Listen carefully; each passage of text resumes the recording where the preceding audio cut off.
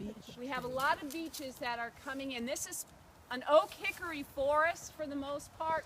And now the beeches and some of the red maples are starting to come in. And a good way to manage that would be cutting and burning.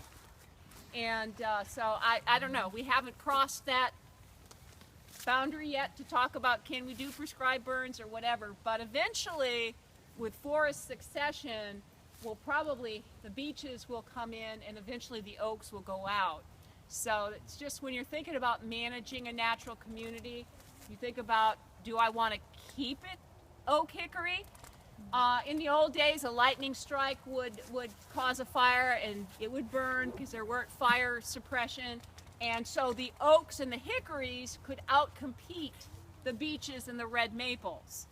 But now we suppress the fires and all of that, so the forest, and you don't realize how many beeches are in here until the winter when everything else has lost its leaves and you think, whoa. Does switching from oak to beeches, does that affect the mast crop as far as the animals? Yeah, it could. Yeah. I don't know, I'm just curious. Acorns are beech nuts do, the beeches do produce nuts, but the acorns are a more important mast. Okay. And all kinds of animals use that. You know, the deer, of course, we think, but even things like turkeys and wood duck and, of course, squirrels. And so the acorns, bear, of course, we don't have bear. Every once in a while, a bear comes through the area.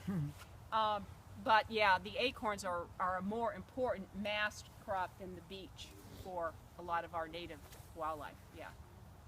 There's a sign, this is the trail that takes you to the Mountains to the Sea trail, so it's our connector for a longer hike. I do have a sign out there. We have an active tree stand. This part of the preserve is bordered by the Game Lands Wildlife Resources Commission, and we've got one hunter who is bow hunting. This is just bow hunting out here, but he's got his stand right on the boundary line between the preserve and the Game Lands.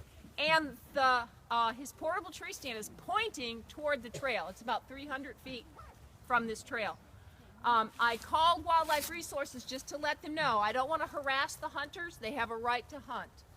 But the way that the stand is pointing, he only has one place to shoot, and that's into the preserve and across a trail. Right.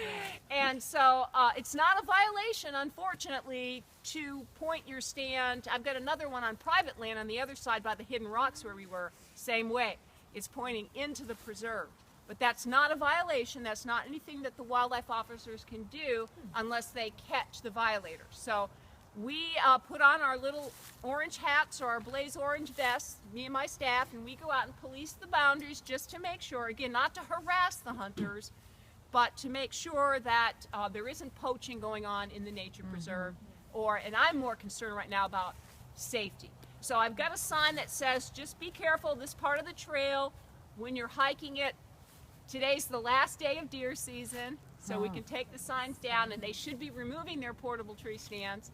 But I want just people to be aware that there's a possibility that an arrow could come flying in your direction. Mountains to the Sea trail during hunting season, you should always wear blaze orange hat or vest or something, and keep your dog on a short leash. I would even say, put something, bright red collar or something on the dog. Don't ever let your dog off leash anyway, but especially during hunting season. If you're hiking the Mountains of the Sea trail, be very careful. Around here, this part of the Game Lands is bow hunting only. Bow hunters are usually very courteous, and usually there's not a problem. But some of the other sections are shotgun hunting. So on Possum Track on that section. So just be aware. We share the woods.